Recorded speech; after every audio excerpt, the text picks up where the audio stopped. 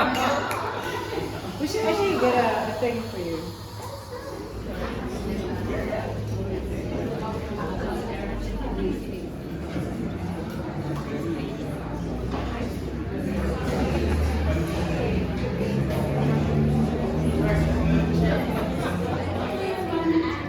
Welcome to the launch of the Institute for Creative Drawing. Thank you so much for being with us this evening.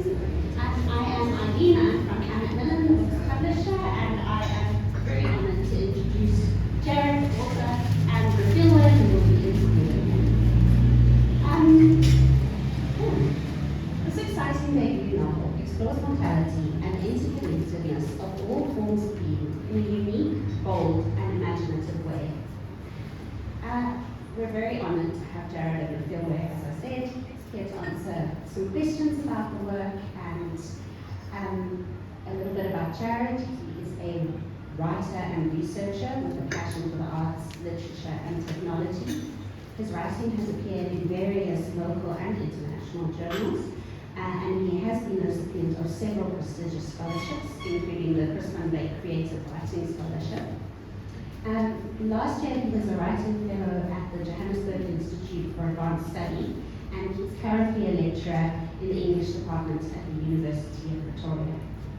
But before we get to hear from Jarred, it's my pleasure to introduce our interviewer for the evening, Rafilwe. Rafilwe is a talented radio and TV anchor with over 16 years of experience in the industry, so we're in very good hands. Rafilwe anchored on PanmillanSA for 8 years, hosted the popular entertainment show Trending SA on SABC3, and is currently the host of Weekend Breakfast with Rafilwe and Papanyane on 702, which is well worth listening to. With her passion for the arts, literature, and good conversation, Rafilwe is well equipped to delve into the themes and ideas explored in the Institute for Creative Drawing. This novel follows 5 strangers, a model, a former nun, a couple in crisis, and an offender newly released from prison, who have come to a dilapidated house just below the craggy rocks of Northcliffe Ridge. This is the site of the Institute for Creative Drawing. These 5 strangers have come here to discover an end to life, as they will know it, and to open their minds and bodies to an alternative experience with their hosts, Mustafa and the mortician. Not all of them will survive, but all of them will be shown the limits in their living. Jarred and Rafilwe will talk about the book for about 30 minutes, and then we'll have a time for a Q&A with the audience, and then Jarred will be signing copies next door in Love Books. Please do support. And so now, without further ado, I would like to hand over to Jarred and Rafilwe.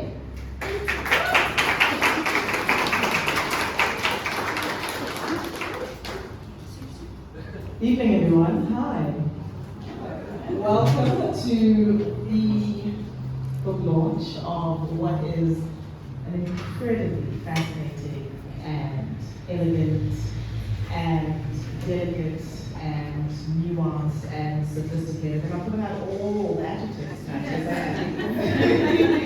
What a beautiful debut novel that Jarred has written. And welcome. And Jarred, to you, thank you for letting me be part of making some really incredible memories, I hope, tonight. And of course, being able to talk to you about your debut novel. Thanks for being aware. It's a pleasure to have you here with me, and I hope we can kind of dive in and kind of explore what this creature is. Yeah, this creature is superb. This creature is something to behold. So, Eileen, thank you for that lovely introduction, really appreciate it. Eileen did read you the blurb of the book, but I'm going to do that again, just reiterate it, just to start our conversation. And it reads like this.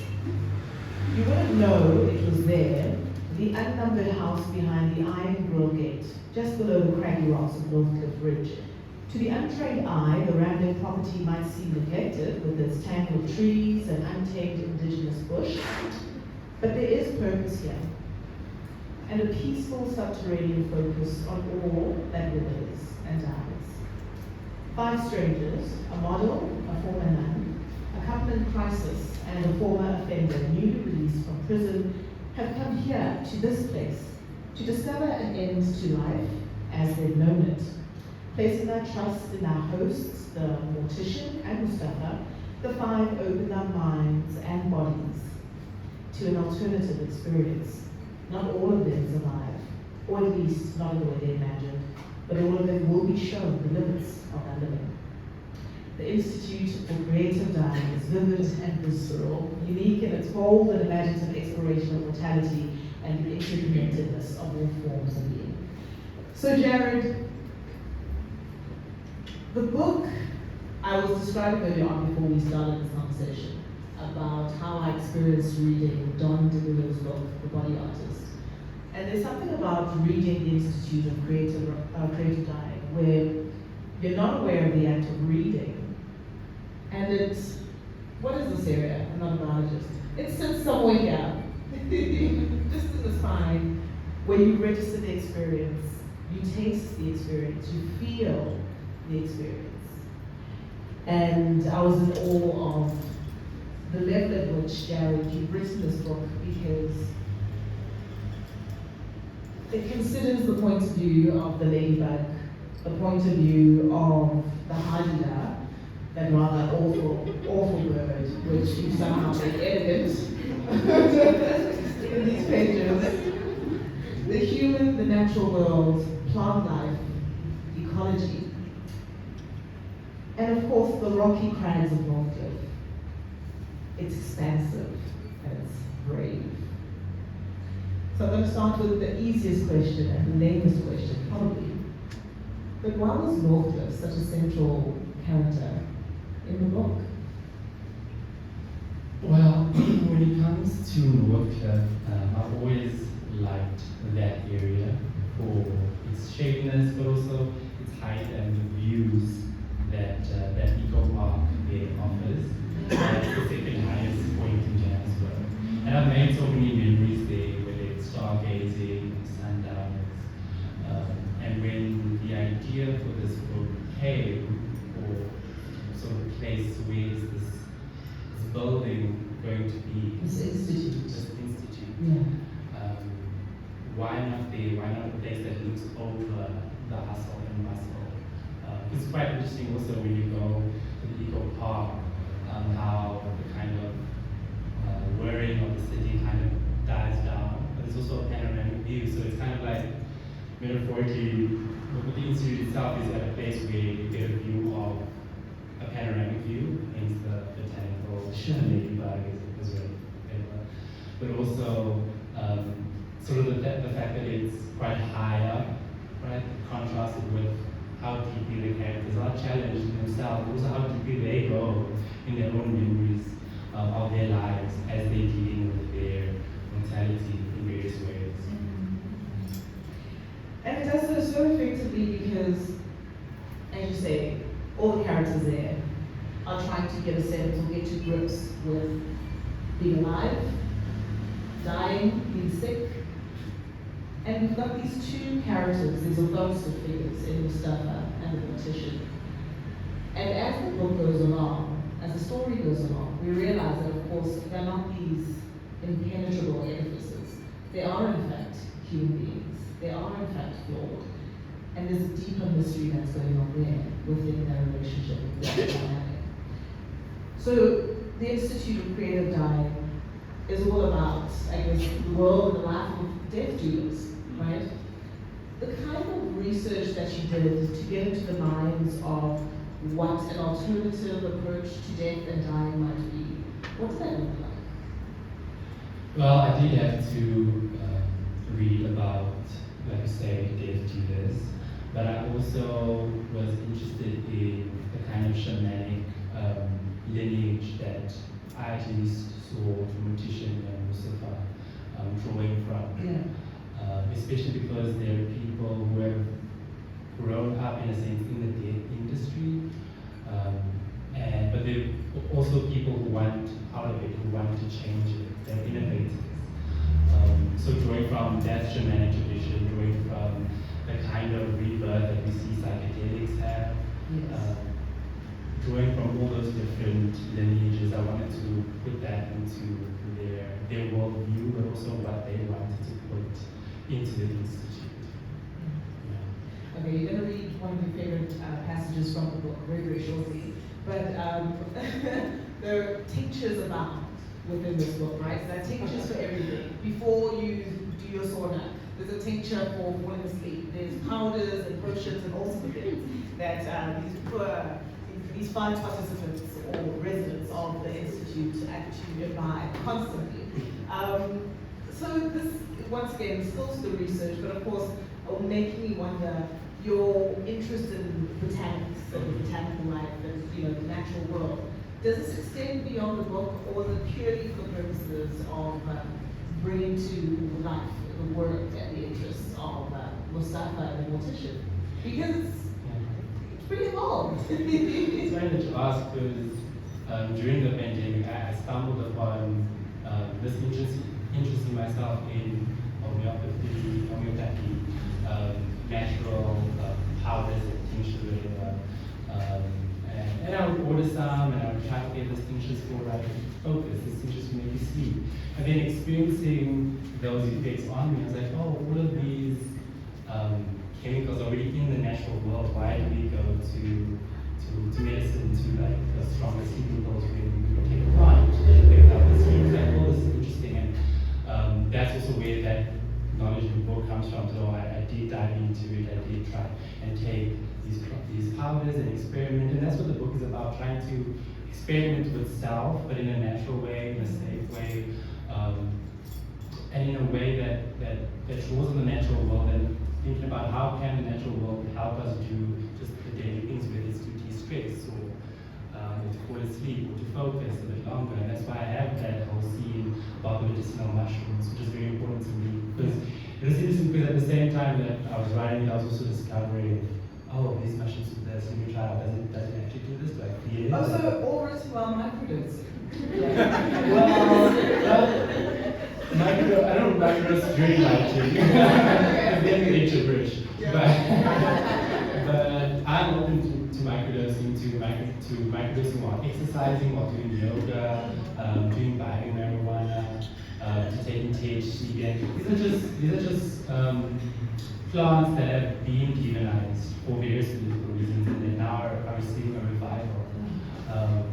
Because people are wanting alternative ways to live and exist and to deal with the different wishes that seem to be increasing in the world. Yeah. And I know I said that I'd ask you to read your passage after this question, but there is a point in the book, quite early in the book, where Mustafa has had an incident at a pharmacy picking up medicine, and he's now going back home. He's in an Uber, and he spots a woman begging at the robots and watches her sort of curtsy and accepting money or food. And at some point, he just looks at the mess at the intersection, and the thought is, how to keep your heart open in hell. And I thought, what a lovely, not lovely, I think, apt commentary about our life in South Africa right now. The state of the nation addresses on the stage shortly. I'm sure you'd rather be here, but I don't think you'll find any words of comfort there. But how apt that you use just a simple line, how to keep your heart open in hell. And I'm sure every South African can relate to that. It's more than one way, I guess the bigger message and what you're fundamentally saying with this book is, one, that there are other ways, we ought to explore other ways of living, of being. And it starts in that intimate, personal level and grows into the macro. Yeah. And it's such a challenge even to myself. Like we drive around the city and we are faced with both the threat of crime, but also just people asking different things of us at different sections in the city as we move through the world. And when I wrote that line, how to keep your heart open in hell, it was also a challenge to myself, because sometimes we are drained and we do close off just for survival. Just like, I just need to get home because the day's been, a slog. But I think it's not something that is finished or closed. It's always something that you ask yourself, always something that you challenge yourself, like, yes, I feel this way, but I know that the person in the context is also feeling that way. And it's hard because I think we were road rage with sometimes people give you space, sometimes there's no space for you. Yeah. And sometimes it's a challenge also in writing characters that are chauvinists, that close down and don't allow space for everyone. And I'm trying to work with that character and try and get them to open up. But what is the most realistic way for a character, for example, like Tobias, for someone so rough and aggressive? What is the most realistic and down-to-earth way to get such a person to open up? And that's something that I'm also wondering and trying to figure out as well. We'll talk about the characters shortly. If you could read that passage for us. Actually, why did you choose that passage that you're about to read? So I chose this passage because I think it captured the different levels of, I want to say reality. It sounds really abstract, but it's not. The different levels of reality that exist with the human world, but also that impact on the human world and the human world impacts as well. And I'm particularly proud of this passage because it took me 3/4 of a day to write, just because of the amount of research that I had to do. Is this realistic? Does this actually happen? Is this scientifically plausible? Those kinds of things. So that's why it's one of my favorites. All right, let's hear it.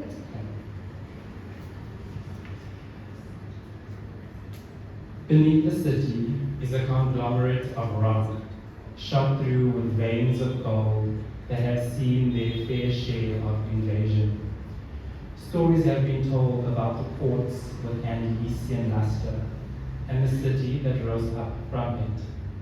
Most malleable and ductile of metals, twisted into wire, stretched into sheets spanning kilometers, smelted into intricate shapes while resisting rust.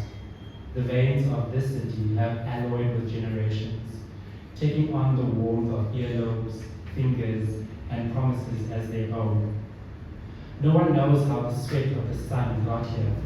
Some say before there was a word or world, there was only force and fire, housed inside a cosmic egg as small and as dense as the tip of a fountain pen.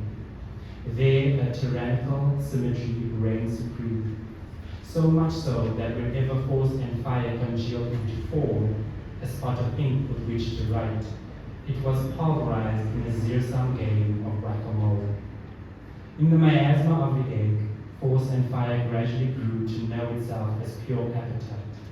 It willed a fissure, a coup d'etat from the tyranny that would later be called void.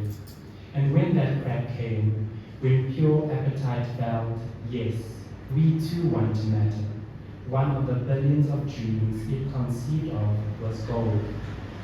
Gold as confetti, scattered upon the marriage of neutron stars. Gold as the eulogy of supernovas.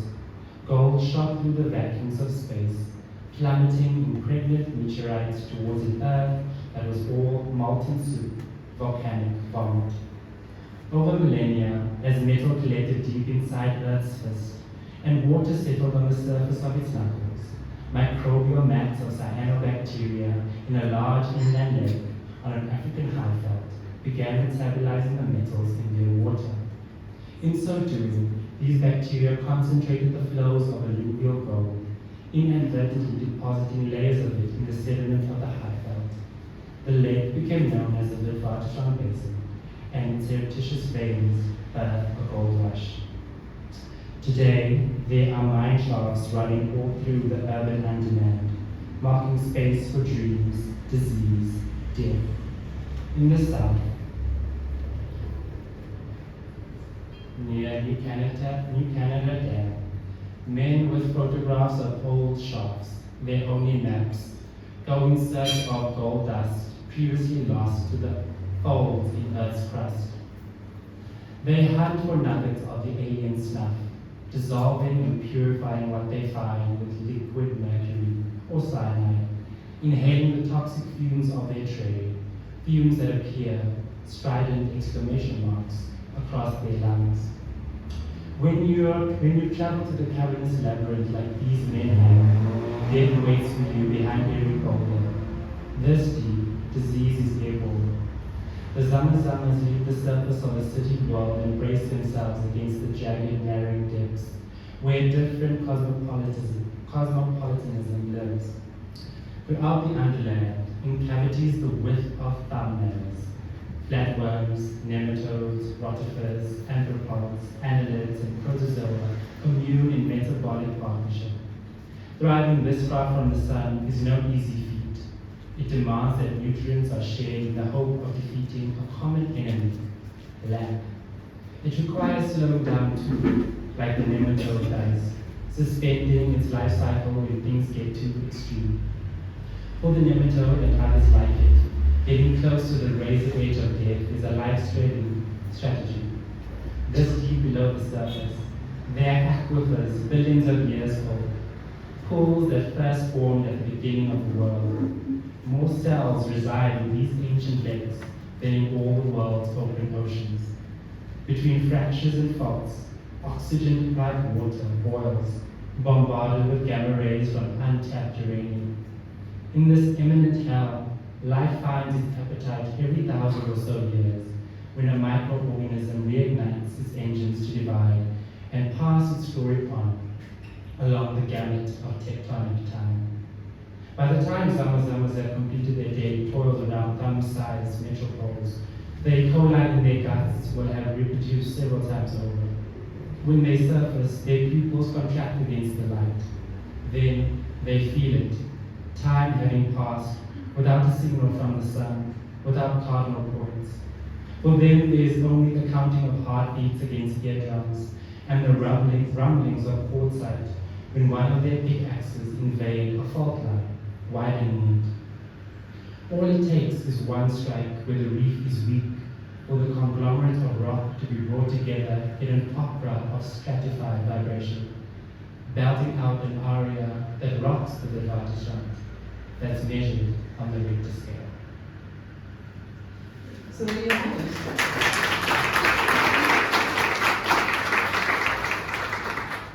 Zooming into the E. coli, the Gatsala to our means of production of the Bitwriters Right, to everything. What haven't you touched in this book? It really is just such an elegant exercise in, I guess, the metaphysical, right? The nature of reality, the nature of life and being alive, and how to be alive is the thrust of that. So I guess we bury the lead in many ways because we haven't even mentioned the characters within the book. You've got Angelique, who is a former model, it girl, Miss Popularity, lives for the socials. Yes. Am I right to say that? Yeah, she's social queen. Yes. There's Diane, who's a former nun, and she needs a bit of a respite to deal with her condition and perhaps how to, how to do her own die and deal with death. There's Tobias, the former inmate, who's also ill. And then there's a couple, Lucas and Daniel, and that complicated dynamic. Such disparate characters. You chose them because they would do what in a confined space, to and for each other?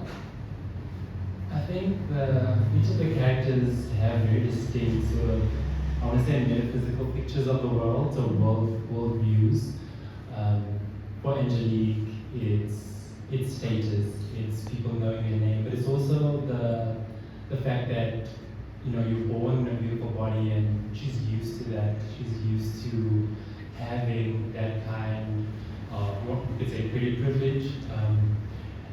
And then we have Tobias, who is the convict, who's had a harder life, who's been taught to want things at all costs, but things is what matter, things is what makes you a person. And then with Daniel and Lucas, it's Lucas's physicality, in the fact that he's an athlete, but it's also an athlete that's been irreparably injured. And then for Daniel, it's a postgraduate student studying philosophy that's struggling with chronic depression. And it's the kind of things like, where does the depression come from? Because Daniel's a very sort of cutthroat, quite cynical, like can break everything down, you can't tell him anything, you can always philosophize it away.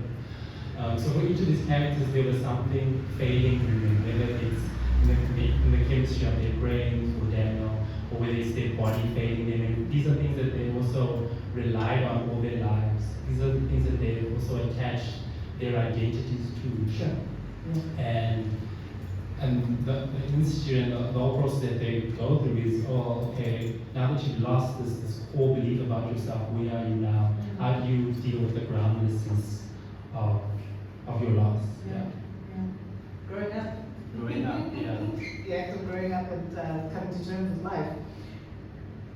It's interesting because the Institute comes about in quite a complicated way, and I guess that's what you have to negotiate as the reader, how you feel about it. At least I grappled with that. How I felt about the genesis of the Institute and how Mustafa and the mortician were able to secure it. But I'm going to read this passage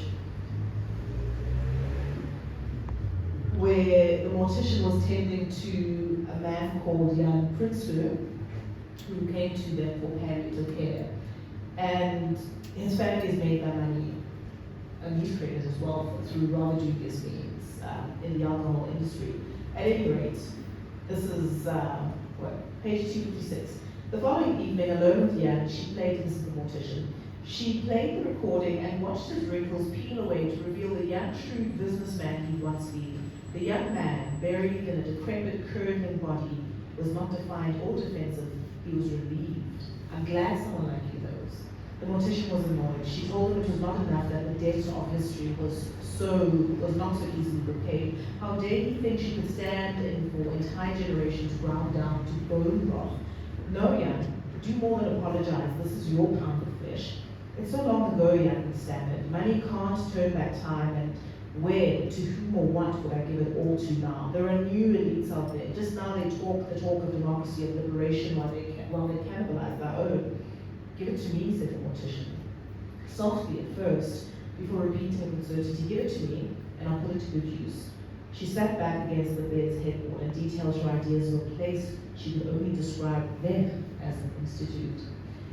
So we see the mortician here doing something that is, I guess, morally ambiguous, but also gaining a level of, you call it reparations? Yeah? Is it for selfish reasons? Is she as altruistic as we initially think? I think she would say that it will balance out for what she's about to do. She has very grandiose ideas about what the Institute can be. And I think in dealing with the mortician, I was also dealing with, like you say, the morality and the rightness or wrongness of having a place like this, but also she herself kind of falls into the kind of pitfalls that can happen when power is given to you. You have power over people. And she negotiates that with Mustafa as well. And I think for her, it was also a way to reconcile what has happened, but it's also a thing of, the books don't always balance in history, right?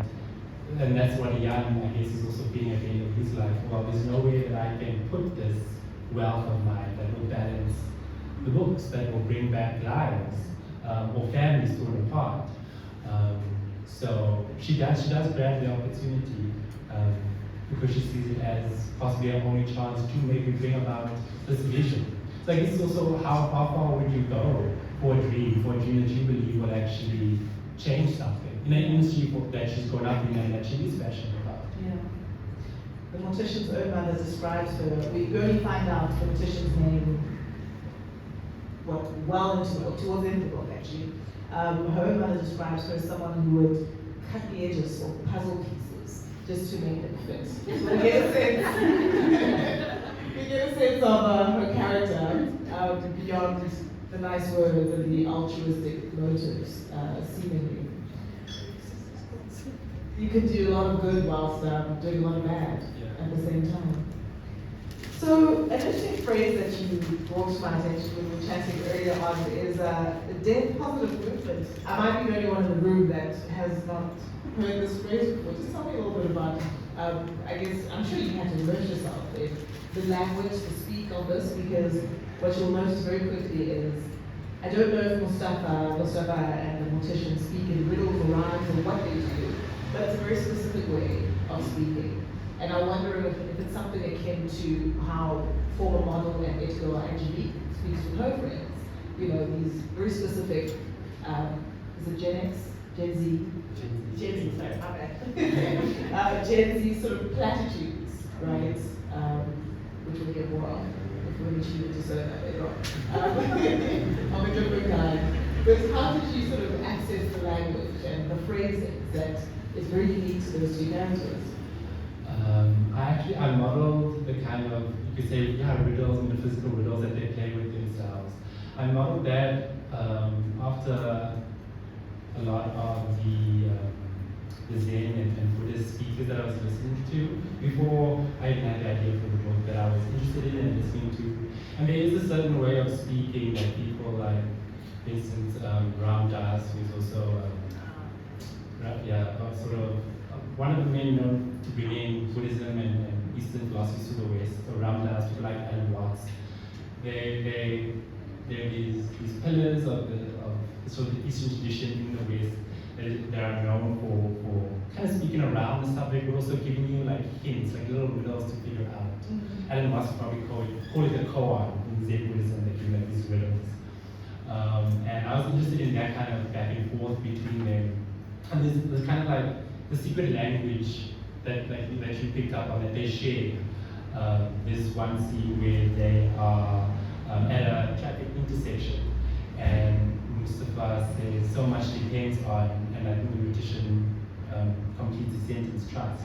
And it goes back to the kind of language that Alan Watts and Ram Dass will speak about, but I didn't want to trivialize that language. I wanted to try and write it into the characters and make it part of really their worldviews and how can seeing the world from this vocabulary, how can seeing the world like that change what you feel like when you stop at an intersection and the lights aren't working, looking at the cars, and the people just sitting beside you in their metal boxes trying to get somewhere. So I wanted to also play with, well, what does this language open up? What does this language allow you to see? If you're sincere with it, then you use it with a kind of authenticity. Yeah. So of course, by the end of the book, we realize that being Zen, being, I guess, spiritual, being on a very important quest of this nature, it doesn't immunize you from reality, from crime, from violence, from difficult things, right?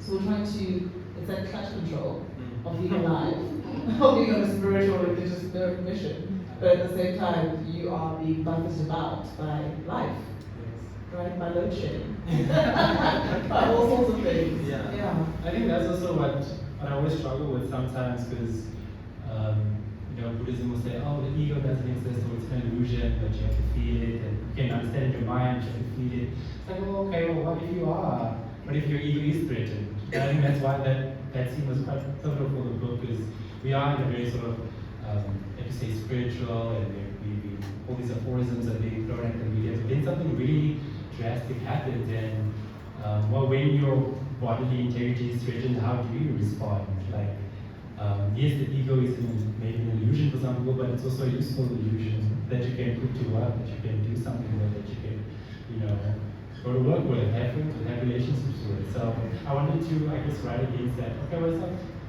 Well, it's an illusion, it's a very persistent one, so I want to complicate that and not have it just have it just plain, oh, this is what you must believe, but it's more complicated than just, reading it and trying your hardest to believe it. Okay, we do have a program to stick to, so we're going to open up for some questions that you might have for Jarred, but I will say this. You will find yourself, after reading the book, you'll find yourself quite interested in Diane's journey and how it really ends, if it does. You'll find yourself still with some questions around Angelique and her life. You'll probably wish, I did, for a different conclusion for Lucas and Daniel. You'll be perplexed and even a little admiring of the politician, actually. I don't want to be that girl when I grow up. Just take what I want from wherever I want. And you'll have a soft spot for Mustafa and his journey. because he is a beautiful individual. And Tobias, he's alright, he's a hustler. He's fine. You've written such a beautiful book, such an elegant book. Yeah, absolutely fantastic. And of course, I don't need to dash or fangirl. You'll make your own decisions when you read the book. Let's open up for some questions if anybody has any. I guess we'll rotate to Mike and we'll find you. Yes, no, any takers? Thinking back on this whole process and what it took to write the book, it really has felt that I've drawn on a lot of my life experience up till now, whether it's grandmothers passing away or omas going through the deterioration of their bodies and their minds, or my own battles with getting injured and having your body fail you, your body not doing what you want it to do. So that was part of it, drawing on that life experience.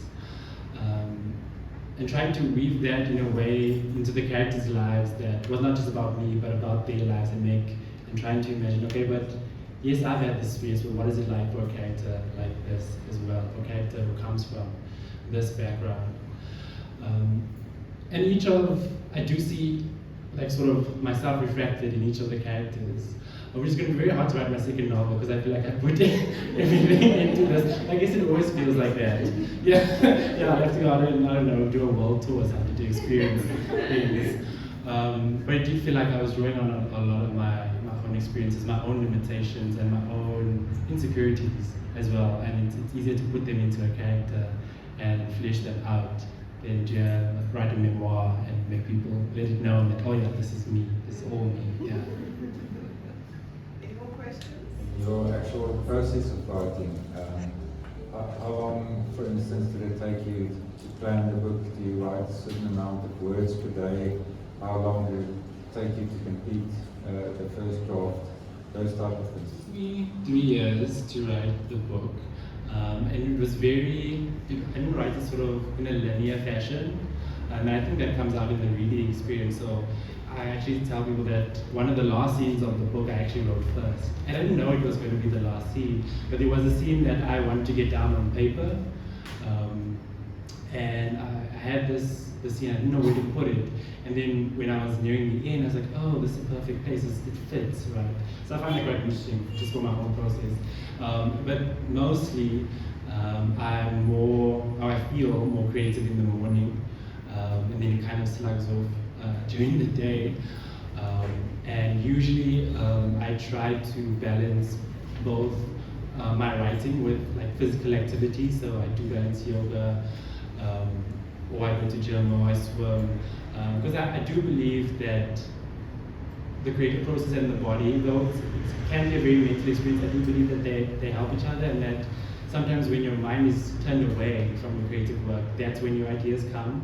When you're totally focused on, I don't know, 10 minutes on a treadmill, that's when a different kind of, I don't know, ideas come to you. So I was also exploring that during my writing process, because I felt it would be ingenuine if I wrote about all this meditation, all these techniques, if I wasn't trying them. So I did try to meditate before writing and try to meditate afterwards. I tried holotropic breath work, not like in a usual setting. I kind of Googled it, okay, what is this like, let me try. So trying to experiment with what works for you and what generates the ideas, especially for the story that I was telling. And then in terms of word limit, in a weird way, I am someone that's also quite structured, so I set myself, okay, 1,000 words a day. After that, then you can do whatever you want to do. And that kept me coming back to the page every day in the week, but what also kept me coming back is the MA program in creative writing, because we had to submit. So there was I work well under a reasonable amount of pressure, so there was a nice pressure to also get to meet with these group of writers and to workshop every second week, and then having the weekly or daily return to the page, just get 1,000 words out. And I think that's what stimulated me, because I got into a rhythm where it didn't feel like a chore. It felt like, okay, the story is running now, and I just have to stick with it. I just have to keep the momentum going. Thank you so much. Jarred, I really look forward to reading the book. I'm so excited. It's a wonderful title. So I was just wondering, because I have the feeling that the topic of death and dying is so, although we have a lot of death around us, and only when it's really catastrophic, such as in the last few days when we can't look away, after the earthquake in Syria and Turkey, we do talk about it, but when it's not a catastrophe and not a disaster, we don't like talking about death and dying. So to what extent do you think this novel is breaking a taboo? Were you aware of maybe breaking a taboo, and then perhaps complications that come with that? As I said, I haven't read the book yet, but I can also feel, or I sort of feel that there's some sort of assisted dying process, perhaps, going on, and to what extent were you anticipating maybe some sort of backlash or some, what were you anxious about that?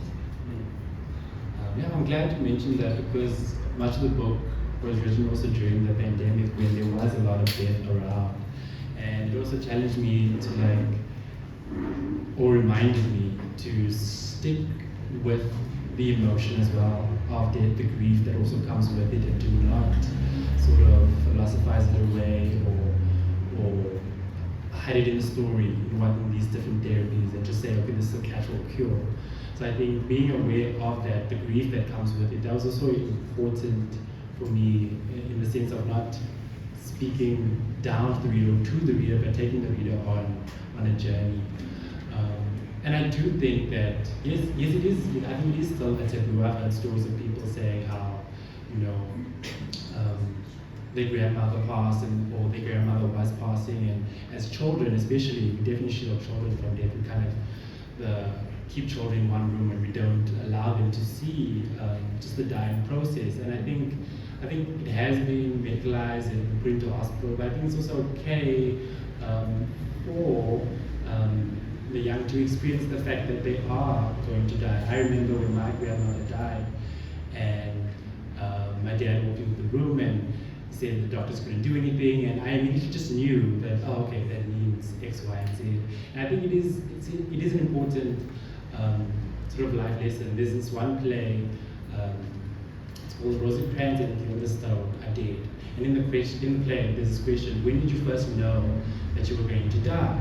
And when I read that, I was like, when did I first know? It almost feels like I've always known.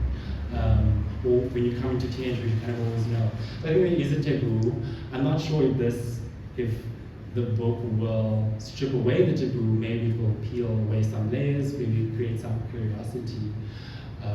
But I definitely think, especially with the death positive movement, I think, and like death positive movement, there's the recompost movement, which is instead of embalming bodies, we're going to sort of turn them into compost and give back to the earth. So this all like environmentally aware kind of way to die, which is not to take away from the tragedies and the violence that happens, because the death positive movement is very aware that there are systemic injustices that need to be addressed, and it's also quite a political movement. Like unwarranted death is not what the death positive movement is sort of advocating for. Oh, it's okay to die if there's a natural disaster or if there's genocide.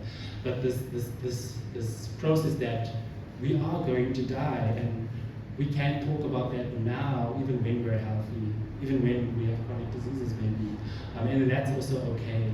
And it might also be life fulfilling in a weird way. In a book about death, I found myself focusing a lot on life in different parts of life. There's no way to write about death, about that absence, without writing about what's around that absence, what amplifies that absence and makes it all the more poignant, maybe even poetic. That's a lovely question. One question of the done a master's in creative writing, because I know so many people have done it and they've never had their book published. And they've written novels, whether they're for teenagers or for adults. And I'd really like to know, what do you attribute your success in having it published to? I think, when I've been close about it, I've said I have wanted this for a long time, since high school. But I think I always knew that wanting it will not make it materialize. So I have been writing since undergrad and been sending my work off. And I've always been interested in improving my craft. and kind of trusting that maybe it will happen. All I have to do is focus on the craft. And I do believe that if you are good enough, someone's going to take notice. You just have to keep on focusing on your craft, trying to get better, listen to other writers, go to craft workshops, and submit your work, but also be open to critiquing and maybe trying to see your blind spots. Okay, what am I doing that good? How am I being pushed by writers more senior than me into a different direction? And is this direction productive for me? Which is why the creative writing program, the workshop, was so beneficial for me, because I'm not sure this book would have existed in the form that it is in without it. I think being able to challenge a writer or even an artist is very productive, because it makes them uncomfortable, but it also pushes them in ways that surprises themselves. And I think if you're surprising yourself in your writing, that oh, I actually wrote this passage that doesn't even sound like me, then I think you're on to something interesting. Sorry, I'm jumping in now. Can you expand on that? Just that process of having Robin Law for you, Philip Yard over the years, Ivan Vladislavic, as you say, fine-tuning, critiquing, and guiding you. What did that look like? It was terrifying at the start, but then I had to, and like sometimes I walked away with like just my nerves on edge and rattled and trying not to think about writing. But you also have to understand that these people want the best for you. They're not trying to bring you down just for bringing you down sake. Sure. And what can you draw from them that helps your work? One of the things that's always stuck out to me and that I'm going to carry with, even in my lectures or when I teach creative writing, is what Ivan said to me, or said to us in the creative writing space. He said, what they try to do is like, what are you as a writer trying to do, and how can they, as maybe more seasoned writers, help you to do it better? And I think that lens, I'm not trying to impose your own story or your own metaphors or way of writing, but what are you trying to do, and how can they help you do it better? And once I heard that, I was like, that's what I'm going with, that's what I'm going to stick to, even when I disagree with the critique. Because I think you're only as fruitful as the people that disagree with you. Like, you only know what you think unless someone else disagrees with you, and you're forced to say, well, why do I disagree with that? Then you're forced to come up with an answer. Or why this passage, or that line needs to stay for some reason, because it means something to you, and you have to come up with the answer. Sorry. I think also just in terms of that publication question, Jarred entered a short story competition and won. It was called the Afritondo short story competition. It was a new short story competition, and he won the first one. And those publishers, or the people that are running that competition, saw the potential in Jarred and said, do you have something longer? I think that's how it happened, right? So it's like, the thing is, every writer has to get people to like you. By putting your work out there, you develop people who want a taste of the way that you write. And I think it's not just the luck of you being chosen. You took the risk to put your work into that competition, and you won. And because of that, you created a kind of knock-on effect of people who are interested in what else Jarred has to say. And I think that from now on, it's going to be like that. It's just going to, just go on and on and on, because that's what you did. You did it. Well done.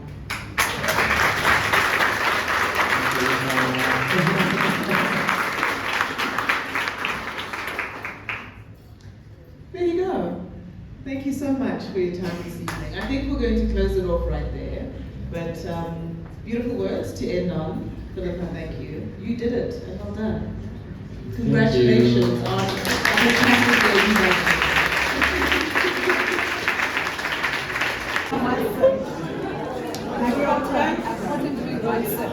Thank you.